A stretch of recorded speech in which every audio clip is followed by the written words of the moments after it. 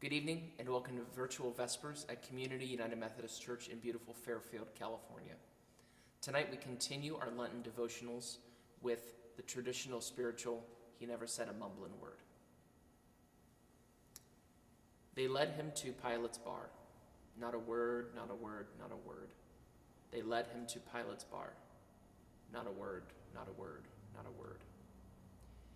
They all cried, "Crucify." Not a word, not a word, not a word. They all cried, "Crucify," but he never said a mumbling word. We nailed him on to a tree. Not a word, not a word, not a word. We nailed him on to a tree, but he never said a mumbling word. Not a word, not a word, not a word. The original version of this spiritual can be found predating the Civil War era.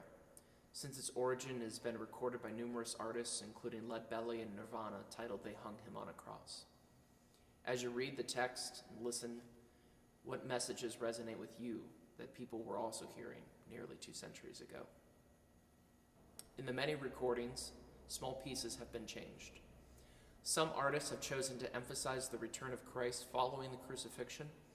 Others speak about how his dignified silence was for them. The Welcome Wagon chooses to focus on Jesus' experience and his reaction to everything as it was happening to him.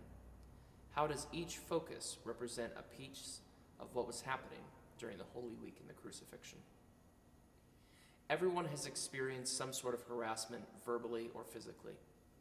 The reflex to retaliate in some way is nearly inherently human. That is what makes it so hard to relate to Jesus' silence as he was continuously abused and betrayed. Jesus spoke the words in the Gospel of Matthew 5, chapter 39, to turn the other cheek whenever someone slaps you. But how can Jesus' tortured silence upon the cross be an example to us in the face of hatred and violence? In the careful reading of Luke 23, verses 1 through 49, Jesus did indeed speak 5 times, and 2 of those Jesus' speaking was directed towards God. In Luke 23, verse 34, Jesus asks God to send forgiveness to his crucifiers and all those at the cross. When Jesus was upon that cross, he never lost sight of God's presence and the human need for the sacrifice. Whenever you feel like all hope is lost, how can you reconnect with God to remember his place in your life and keep centered? The other 3 times Jesus spoke were to the people around him. The last time to whom he spoke before his death was one of the criminals on the cross next to him. In Luke chapter 23, verse 42, Jesus granted him a place in God's paradise, heaven.